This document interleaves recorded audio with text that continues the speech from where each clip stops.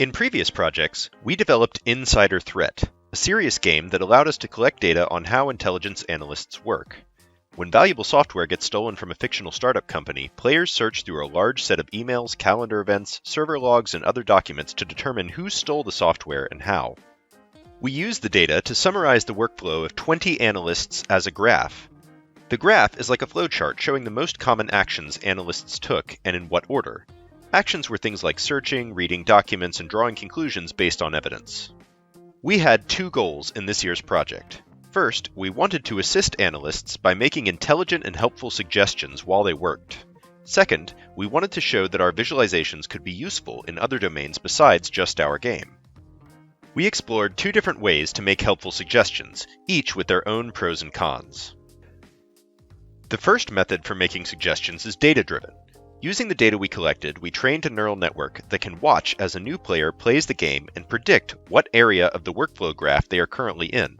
Then we can use the most popular next actions in our workflow graph as suggestions to help players decide what kind of search to perform or what documents to read next.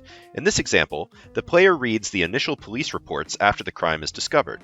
Most analysts who read the police reports then searched for more information about one of the characters named Daryl and the trade show that he attended, so our model suggests that as a next possible action.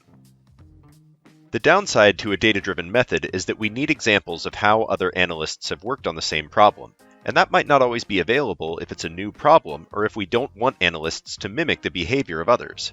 When data isn't available, we can build a logical model of the people, places, things, and events in our fictional world. Then we can simulate that world to find possible explanations for the actions an analyst learns about while reading the documents. Here, a player discovers that Daryl requested remote access to his company's server while he was traveling to the trade show.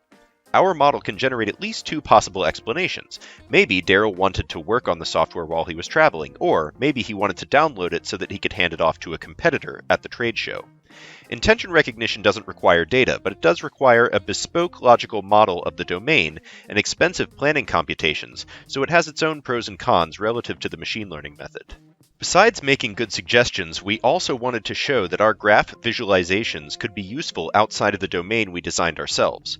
We launched an updated version of Insider Threat with a new culprit and new evidence to see how the graphs would generalize on the same type of question but with different right answers. We also generated graphs on the Laboratory for Analytic Science's new PandaJam dataset, which tracks how analysts search through audio files from the Nixon administration to answer questions about the giant pandas that were gifted to the United States by China. Thanks for listening.